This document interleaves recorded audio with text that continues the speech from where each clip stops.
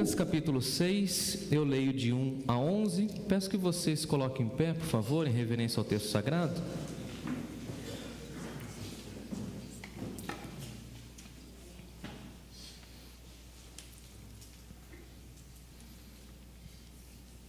Num sábado, enquanto Jesus caminhava pelos campos de cereal, seus discípulos colheram espigas, removeram a casca com as mãos e comeram os grãos. Alguns fariseus lhes disseram: por que vocês desobedecem à lei, colhendo cereal no sábado? Jesus respondeu: vocês não leram nas Escrituras o que fez Davi, quando ele e os seus companheiros tiveram fome? Ele entrou na casa de Deus, comeu os pães sagrados, que só os sacerdotes tinham permissão de comer, e os deu também aos seus companheiros, e acrescentou: o Filho do Homem é Senhor, até mesmo do sábado. Em outro sábado, ou seja, no sábado seguinte, enquanto Jesus ensinava na sinagoga, estava ali um homem cuja mão direita era deformada ou ressequida. Os mestres da lei e os fariseus observavam Jesus atentamente. Se ele curasse aquele homem, eles o acusariam, pois era sábado. Jesus, porém, sabia que eles planejavam e disse ao homem com a mão ressequida e deformada: venha e fica aqui, diante de todos. E o homem foi à frente. Então Jesus lhe disse: tenho uma pergunta para vocês. O que a lei permite fazer no sábado? O bem ou o mal? Salvar uma vida ou destruí-la? Depois, olhando para cada um ao redor, disse ao homem: estenda a tua mão. O homem estendeu a mão e a mão foi restaurada. Com isso, os inimigos de Jesus ficaram furiosos e começaram a discutir o que iriam fazer contra ele. Que Deus abençoe sua palavra em nossos corações. Senhor nosso Deus, nos curvamos diante do Senhor mais uma vez. O Senhor Jesus é Senhor sobre todas as coisas, e os testemunhos que nós ouvimos hoje corroboram para essa verdade. Permita, ó Deus, que esse texto invada a nossa mente, transforme o nosso coração e a nossa maneira de pensar, e possamos sair da tua casa, da tua igreja, cientes de que Jesus é soberano sobre todas as coisas. Ó Deus, fica conosco, fica com as nossas crianças que estão aprendendo a tua palavra nessa hora. Em Jesus nós oramos e em Jesus bendizemos o teu nome. Amém. Amém. Pode tomar o seu assento, por favor.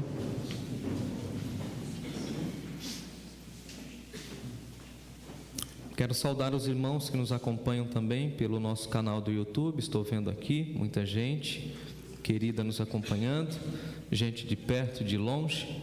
Que Deus fale aos nossos corações.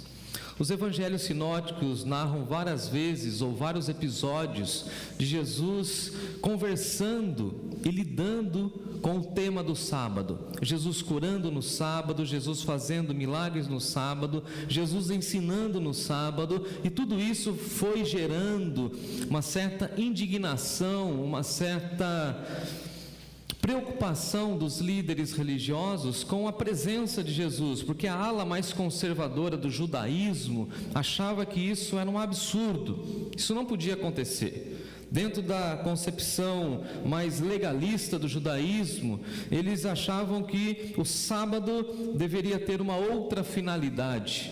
E aí então os religiosos não conseguiam entender o que Jesus estava fazendo, até porque Jesus veio lançar um vinho novo, e esse vinho novo não poderia ser colocado em odres velhos, não ia suportar. E por isso então Jesus vai expandindo a visão. Se você quer entender um pouco mais do que eu estou dizendo, assista a aula que eu dei hoje pela manhã, ali onde eu explico essa continuidade do Antigo e do Novo Testamento, como Deus vai se revelando. É claro que nós precisamos sempre lembrar que houve um período de tempo em que Deus não trouxe nenhuma profecia. Você se lembra? O tempo do silêncio de Deus, os 400 anos entre o Antigo e o Novo Testamento. E nesse tempo, quando a gente lê os textos históricos, nós podemos entender que houve muitos preceitos, muitos conceitos humanos que os fariseus foram colocando na lei, que nós chamamos de período interbíblico, onde se encerra o Antigo Testamento e começa o Novo Testamento. Nós temos o silêncio de Deus porque Deus deu uma pausa na revelação. Porque houve silêncio de Deus? Porque Ele enviaria Jesus na plenitude dos tempos. Então Ele deu essa pausa, e nessa pausa os fariseus ficaram muito tempo ociosos e estudando, juntamente com os escribas, escrevendo preceitos humanos. Então nós já tínhamos os mandamentos de Deus, e os escribas e fariseus que viviam estudando a lei de Deus foram acrescentando outras questões e colocaram também como mandamento. Daqui a pouquinho eu explico um pouco mais a esse respeito. Agora, veja que os mandamentos de Deus receberam alguns adicionais, assim como nos nossos dias. Eu tenho dito que nós precisamos ficar somente com a Bíblia e não com os adicionais que colocam na Bíblia. E tem muita gente que cita algumas coisas pensando que está na Bíblia. E às vezes são ditados populares ou conceitos humanos que as pessoas colam no texto bíblico e pensam que está lá. Não, Deus ajuda quem cedo madruga. Não está na Bíblia, pastor? Não, não está na Bíblia. Não está na Bíblia. Está na Bíblia dos irmãos? Tem esse versículo aí? Heresias 3. É claro que Deus abençoa aquele que trabalha, não tenha dúvida. A gente vai colando conceitos humanos. Isso eles fizeram.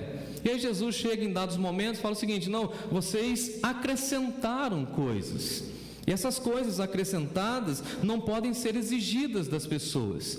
E basicamente nós vemos Lucas nos mostrando que Jesus é Senhor do sábado, que Jesus é Senhor de todas as coisas. E o contexto que nós vamos estudar hoje vai mostrar para nós esse conflito dos líderes religiosos que queriam enquadrar Jesus ou colocar Jesus dentro da gaiola da religião, mas Jesus é muito maior e Jesus não cabe ali.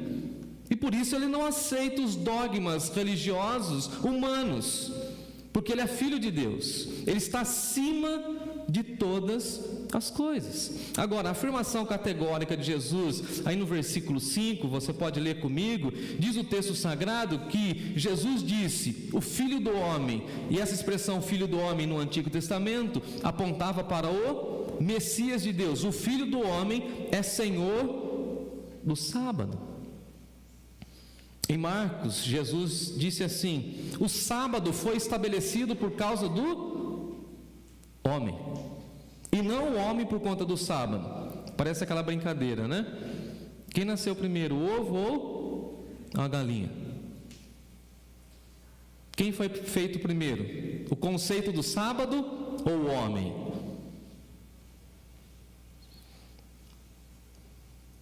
Quem foi feito primeiro?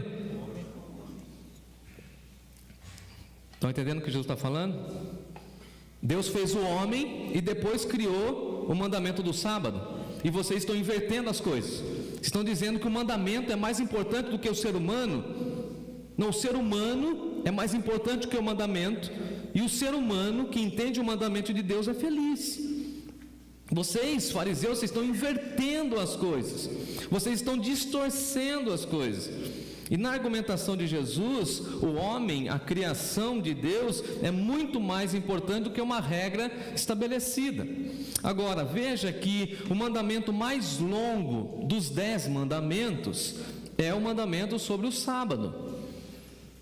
Tem uma pregação minha que eu fiz sobre os 10 mandamentos, e tem uma pregação de 30 minutos só falando sobre o sábado. Leia o texto de Êxodo capítulo 20. Lembra-te do dia do sábado para santificar. 6 dias trabalharás e farás toda a tua obra, mas ao 7º dia, que é o dia do Senhor teu Deus, não fará nenhum trabalho, porque em 6 dias o Senhor fez os céus e a terra, o mar e tudo que neles há, e ao 7º dia Deus descansou. Por isso abençoou o dia de sábado e o santificou. Então, por que Deus criou o sábado?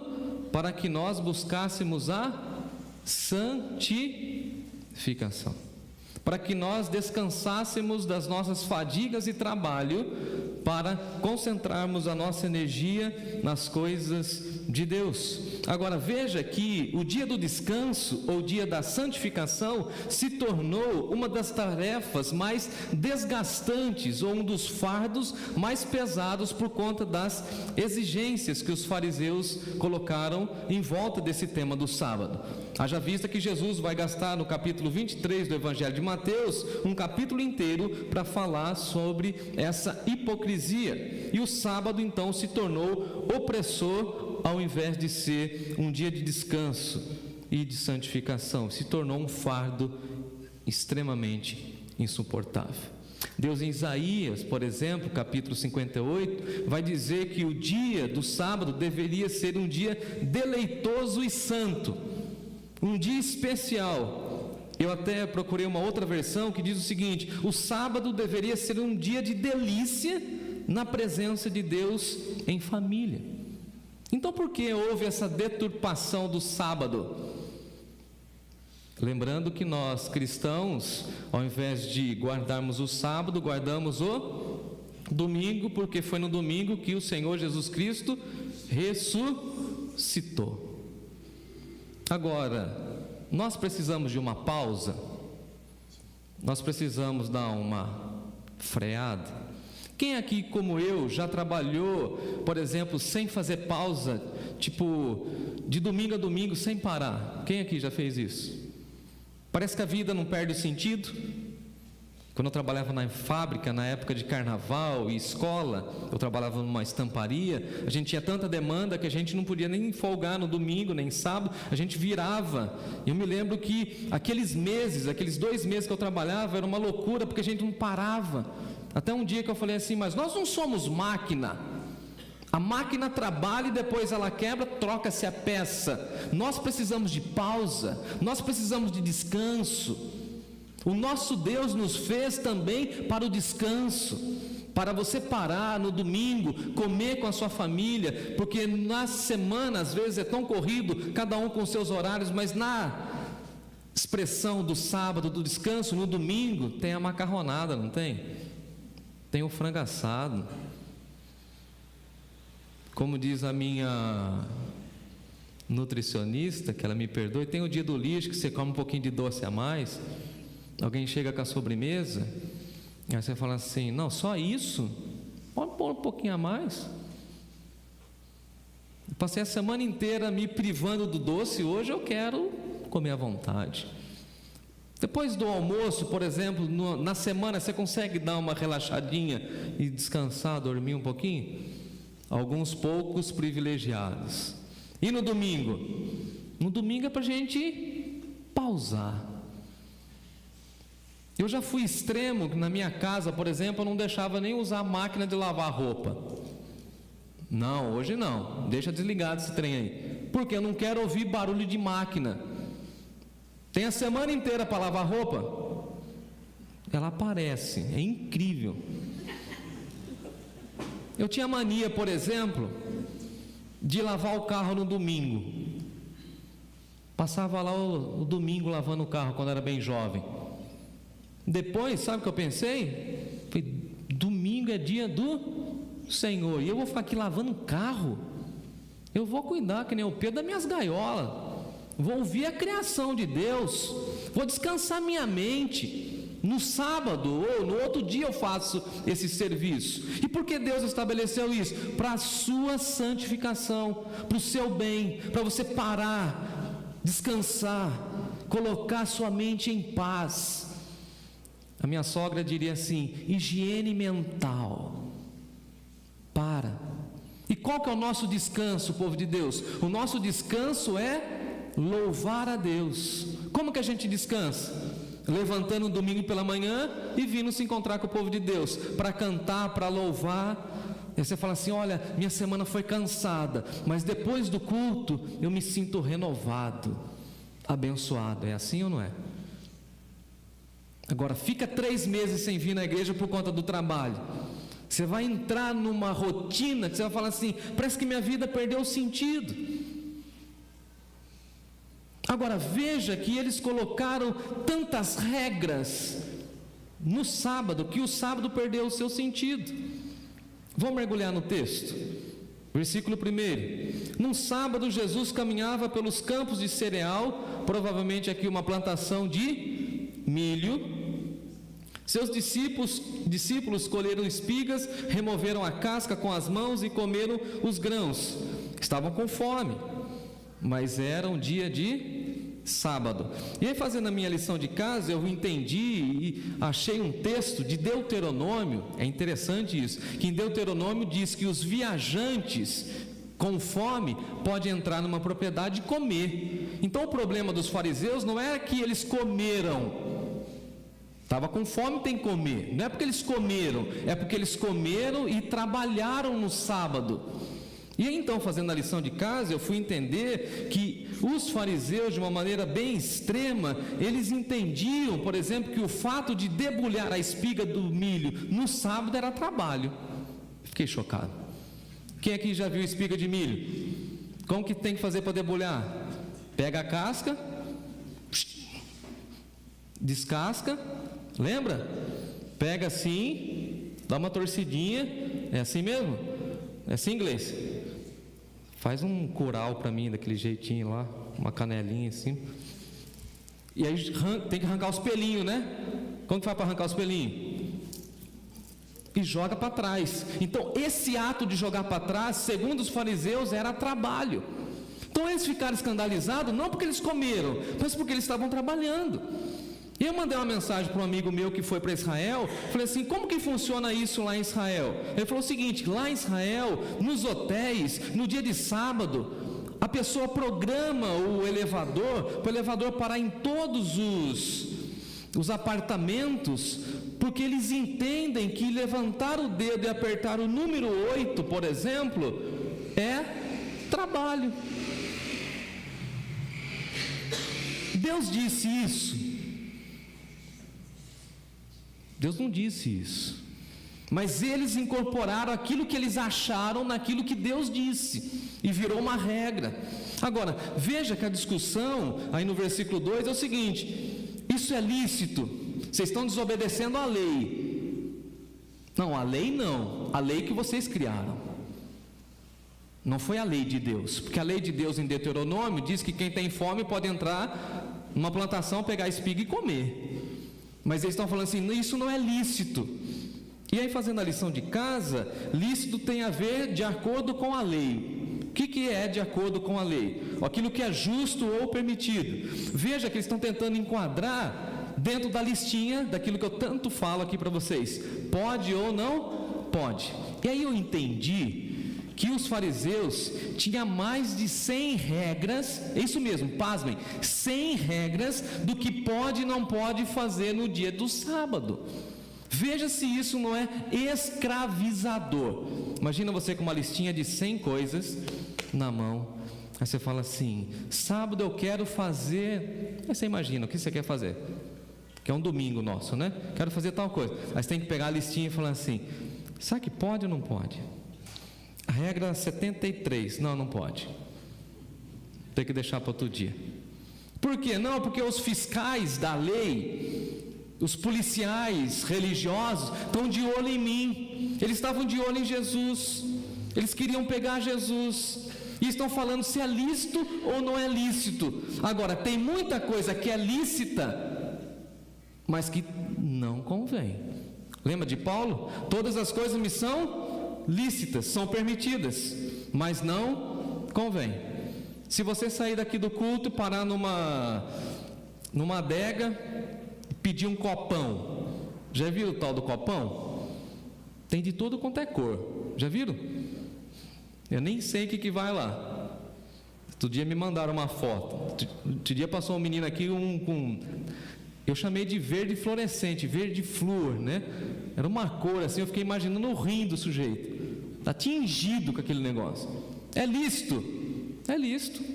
Cigarro é lícito no nosso país? Cigarro é lícito. Ninguém vai preso por pegar cigarro. Hoje em dia nem por conta de droga, né? Diga-se de passagem. É lícito.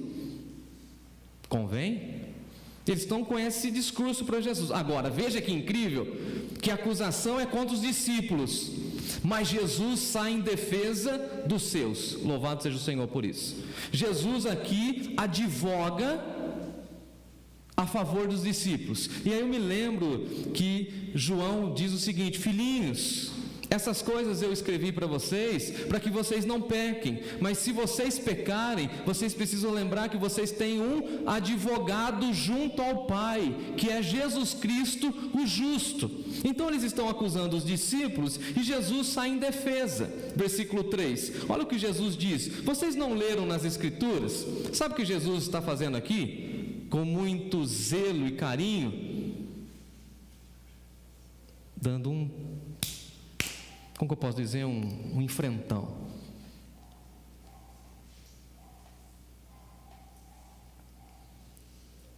Tem um menino aqui da igreja que ele falou assim para mim: pastor, tem um fulano aqui no bairro que ninguém enfrenta. Ah, é? Ninguém enfrenta. Aí outro dia, ele estava vindo da escola, ele viu o cara, e eu não sabia que era o cara estava conversando comigo. Aí depois outro dia ele falou assim: como você conversou com aquele cara? Eu falei: não, aquele cara é meu amigo, ele passa aí direto, tal, eu converso com ele, eu morei aqui no bairro, tal, disse que, por quê? Não, aquele cara ninguém enfrenta. Eu falei: então, mas ele foi avisado por Deus que nessa igreja ninguém enfrenta, porque nós temos um advogado. Que história é essa? Como assim ninguém enfrenta?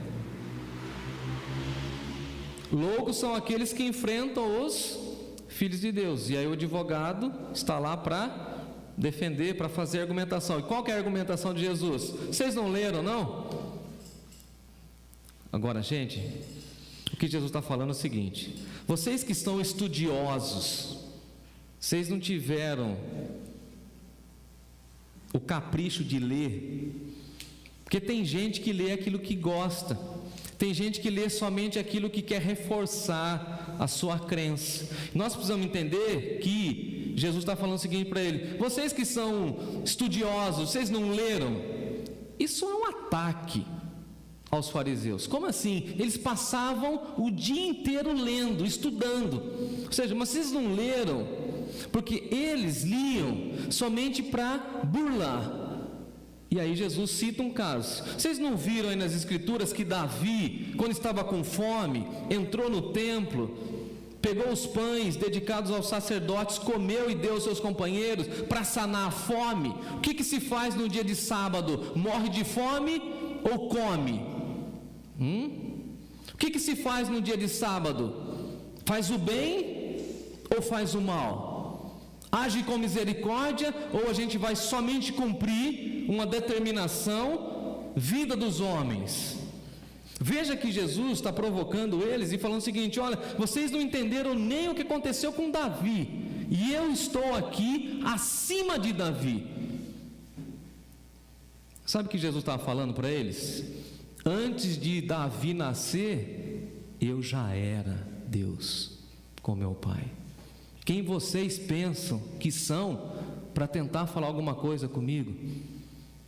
Quando Davi foi ungido rei, eu estava lá.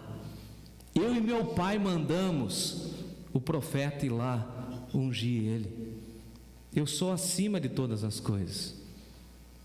Acompanhe comigo o versículo 6. Isso aconteceu num sábado. Interessante que Jesus faz a defesa, e aí é o processo do Lucas, né? Depois da defesa tem a réplica, tréplica. E cadê o pessoal? Porque Jesus encurralou eles. O que eles vão fazer? Fugir. Na outra semana, no outro sábado, dá uma olhadinha no versículo 6. Enquanto Jesus fazia o que, gente? Ensinava na sinagoga, estava ali um homem com a mão ressecada, algumas versões ressequida, deformada. E esse homem se apresenta ali. E eles estão ali à espreita, no versículo 7, olhando para Jesus. E algumas versões, como a minha, diz: os mestres da lei, ou os escribas e os fariseus estavam observando. E aí, fazendo a lição de casa, eu fui entender que essa expressão observando é aquela expressão assim, observando de canto de olho. Você sabe o que é aquela expressão canto de olho? Quando você está com o olho no peixe ou no gato. Eles não estavam ali para aprender, eles estavam ali só para pegar Jesus em algum deslize e ter alguma coisa para acusar Jesus. Interessante que dentro da multidão a gente tem pessoas que estão sedentas para aprender e outras pessoas que estão somente para olhar, ficar observando. E essa expressão tem esse sentido. Eles ficavam olhando para Jesus e falando o seguinte: olha, vamos tentar enquadrá-lo nisso. E Jesus, que é onisciente, que conhece tudo ao nosso respeito e conhece os nossos pensamentos, dá uma olhadinha o que ele diz aí no versículo 8. Jesus, porém, sabendo aquilo que eles estavam pensando, aqui, abre um parênteses, antes de você falar, Deus já conhece aquilo que está no seu pensamento. Salmo 139. Antes da palavra chegar à minha boca, tu me conheces. A gente precisa ensinar isso para as pessoas. Ai, pastor, mas eu não falei. Não falou, mas você pensou. E Jesus sabe. Às vezes eu tenho o desejo, claro, estou brincando, de ter essa capacidade, né? Entender o que a pessoa está pensando. Você já pensou assim? Conversando com uma pessoa, falando assim: eu queria saber o que ela está pensando. A gente tem algumas maneiras de tentar entender um pouco, né? Pelo comportamento, pela postura. Mas tem hora que dá vontade de falar assim: o que essa pessoa está pensando?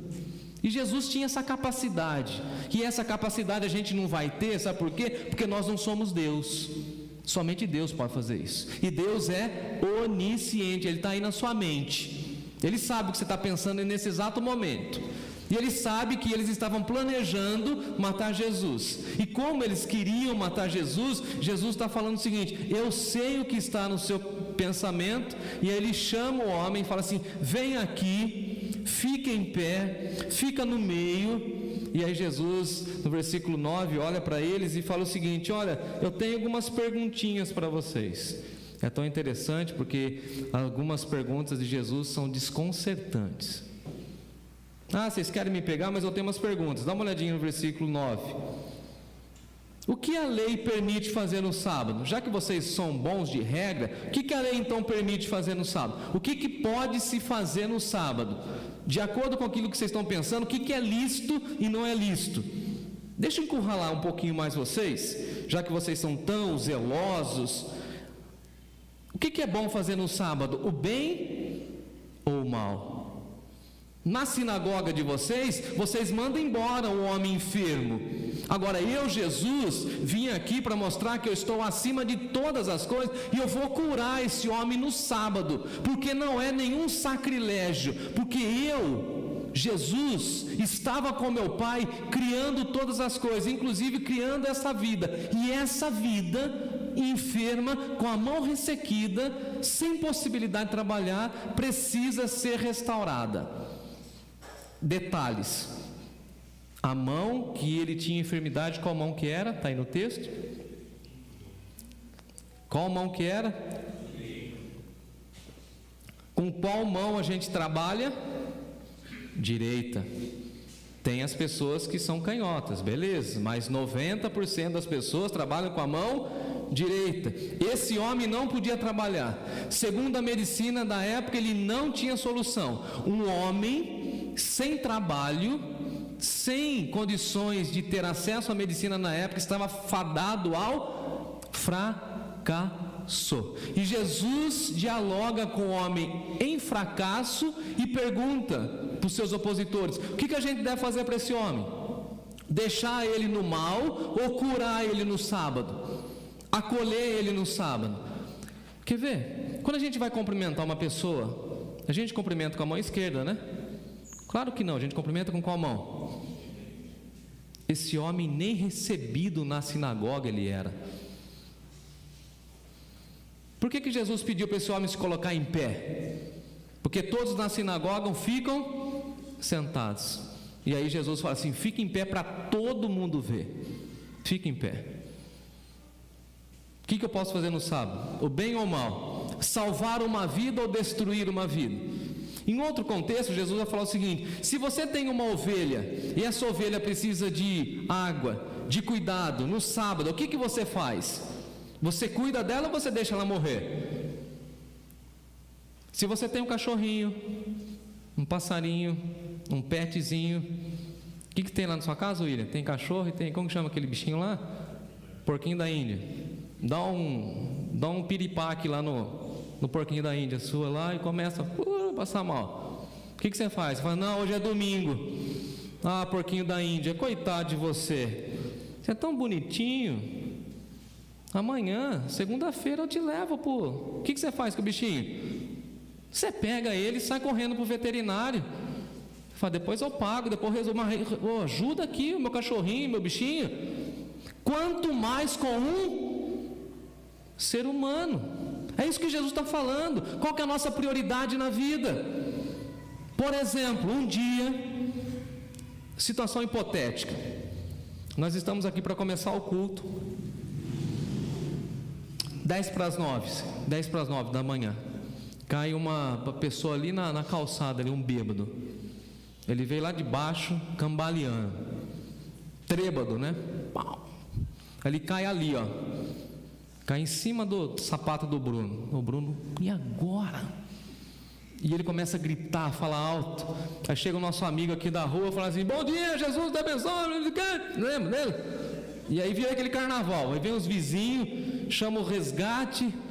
Aí o William e os meninos aqui da transmissão: pastor, põe 5 minutos. O que acontece? Eu falei: não, qualquer coisa talvez a gente nem tenha culto. A gente precisa... O que a gente precisa fazer? A gente vai acolher ou a gente vai deixar aquela vida destruída? Tem banheiro aqui? Sim ou não?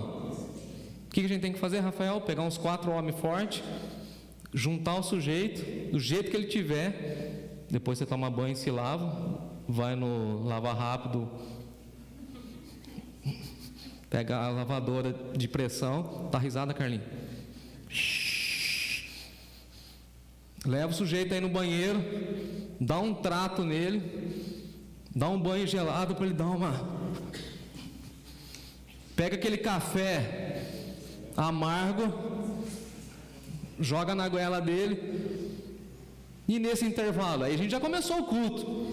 Deixa ele ali onde o William está, ali naquele canto ali. Ele vai pegar o finalzinho da mensagem, ouvir os homens cantando maravilhosa graça. E se ele se converter, louvado seja o nome do Senhor. Ou a gente vai deixar a vida ali fora.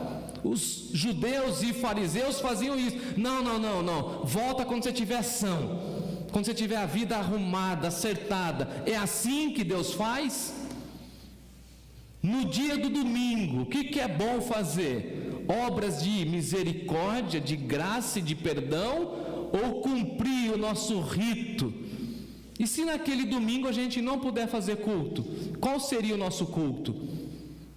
Cuidar desse homem, ou não?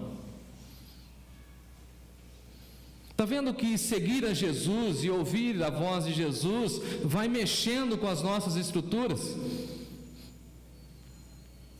Vai mexendo com a forma como a gente vê as realidades do reino de Deus? E aí Jesus fala o seguinte: olha, vem aqui mais perto. Jesus olha para todos, versículo 10, e fala o seguinte para o homem: estende a mão. Achei fantástico isso, incrível. Estende a mão. Qual é o problema seu? É na mão. E se o problema é na mão, mostra a mão. Ele mostra a mão para Jesus. Jesus opera o milagre sem falar coisa alguma.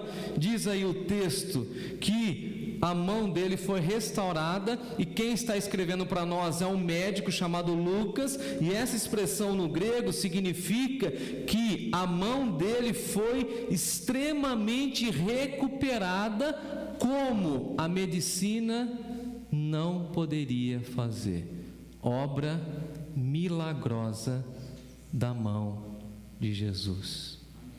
Uma pergunta: onde está o seu problema? No caso desse homem era a mão. Qual é o seu problema? Você crê que Jesus é poderoso para intervir na situação que tanto te aflige, e Jesus vai falar assim para mim e para você: posso te restaurar? Estenda a tua mão. Agora veja, esse homem teve fé que às vezes nós não temos. Ele não pergunta, ele não indaga, ele não tem dúvidas, ele não questiona. Jesus fala o seguinte: mostra a mão, porque nós estamos diante do único que pode resolver os nossos problemas. Mostra a tua mão, mostra o teu filho, mostra o seu caso de saúde, mostra a sua carteira de trabalho. O que você mostra para o Senhor? Qual que é o seu caso que parece não ter solução? Mostra para Ele, e Ele vai restaurar, Ele vai cuidar, Ele vai abençoar em nome do Senhor Jesus. Amém. Agora veja que Jesus é Senhor sobre a vida. Jesus é Senhor sobre o corpo humano e sobre a medicina curando. Jesus é Senhor sobre a criação. Lembra dos discípulos na tempestade? Acalma-te, mar. Emudece-te, mar. Jesus é Senhor sobre a criação. Jesus é Senhor sobre a vida e a morte. Eu sou a ressurreição e a vida. Eu posso trazer vida àqueles que morreram. Lembra da filha de Jairo? Não precisa chorar, não temas. A menina está dormindo. Não, Senhor, morreu. Para vocês morreu. Para mim não. O tal do Lázaro já está cheirando mal, Senhor. Vamos lá ver o meu amigo. Remove a pedra. Eu sou Senhor sobre todas as coisas. Eu sou Senhor sobre os demônios e as potestades, e eu posso expulsar todo demônio. Jesus é o Senhor sobre os reinos da terra, e todos os governantes um dia estarão diante dele e terão que dizer: de fato, Jesus é o Senhor dos senhores e Rei dos reis. Jesus é sobre todas. Agora veja que Pedro diz o seguinte: não há salvação em nenhum outro nome dado entre os homens, pelo qual importa que sejamos salvos. Porque abaixo dos céus e debaixo da terra, somente o nome de Jesus traz salvação. O que aquele homem precisava? De salvação. O que aqueles fariseus precisavam? De salvação. E Jesus é esse nome. E aí Paulo, estou caminhando para o final, diz o seguinte para nós: que Deus exaltou Jesus de uma maneira sobrenatural e lhe deu o nome que está acima de todo nome, para que ao nome do Senhor Jesus se dobre todo o joelho, nos céus, na terra e debaixo da terra, e toda língua confesse que Jesus Cristo é o Senhor, para a glória do Deus Pai. Enquanto aquele homem sai curado, os opositores de Jesus ficam furiosos. Eles querem prender Jesus, matar Jesus. Diz o texto aí no versículo 11 que eles se encheram de ódio e de furor. Só um detalhe: só pelo fato de você se declarar cristão, você já é odiado por algumas pessoas. É engraçado isso. Ai, pastor, antes de me converter eu odiava você. Eu já ouvi esse testemunho na profissão de fé. Tinha um ódio de você, tinha vontade de matar você. Mas é assim mesmo. Aí depois eu batizei ele, fiz o casamento dele. Hoje é um dos melhores amigos meu. mas ele estava tramando para tirar minha vida, mole? Só porque sou pastor, só porque eu sou cristão. Eles com ódio, porque Jesus curou o homem, abençoou aquele homem. E a minha pergunta para vocês, para finalizar, é o seguinte: o que nós devemos fazer então no dia do Senhor? O bem ou o mal? Agir com misericórdia ou agir com legalismo diante da lei?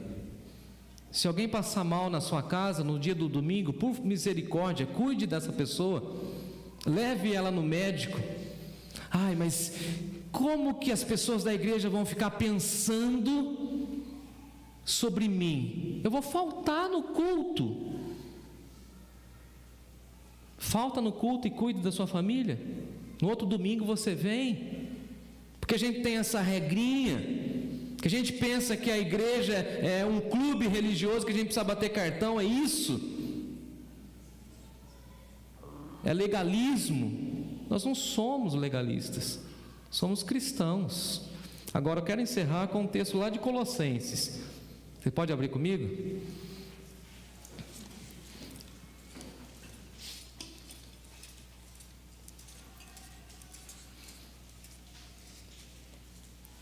E preparando a mensagem, eu fiquei pensando assim: por que ninguém pregou isso quando eu era adolescente, jovem? Eu queria viver livre disso. Quantas vezes eu tive que ir meio obrigado para a igreja? Obrigado. Quem aqui já foi meio obrigado? Aí eu achava chata a música, sermão longo, não tinha um cafezinho. Aí eu ia embora bravo. Você está bravo? Naquela época não tinha dor, né? Você está com dor? Não, eu estou bravo. Não gostei do culto, não gostei das músicas, não gostei do coral, não gostei de nada, porque eu fui obrigado. E nós não somos obrigados a fazer nada. Até um dia que a minha mãe falou assim: você não precisa ir, você só vai quando você se sentir bem. Aquilo foi libertador. Depois eu nunca mais faltei. Tirou um peso das minhas costas. Chegava o final do ano, lembra, Natália, na nossa igreja? Tinha teatro. Eu nunca gostei de encenação, de falar em público. Sempre fui tímido. Eu fugia, não queria ir em dezembro na igreja. Porque a gente chegava em dezembro na igreja, não era assim? Tinha uma irmã lá que ficava entregando os papéis. Ai, você vai ser o anjo, você vai ser o Moisés. Gente, eu fugia. Eu não quero fazer nada. Eu posso ficar lá puxando, porque na nossa igreja tinha um salão social lá grande. Eu posso ficar lá puxando a cortina? Não, Jéssica, você fala bem. Eu não quero. E é terrível fazer coisas obrigado. Até minha mãe me ensinar a graça de Deus. Você não é obrigado a fazer nada. Faça somente por gratidão e louvor a Deus. Se você for no culto para ficar encontrando defeito na vida dos outros, no problema do sermão do pastor e na música desafinada, não vai. Eu fiquei 2 domingos sem ir. Fiquei com uma saudade da minha igreja, com os 1000 defeitos que ela tinha e tem até hoje, mas eu fui com outra lente. Colossenses capítulo 2.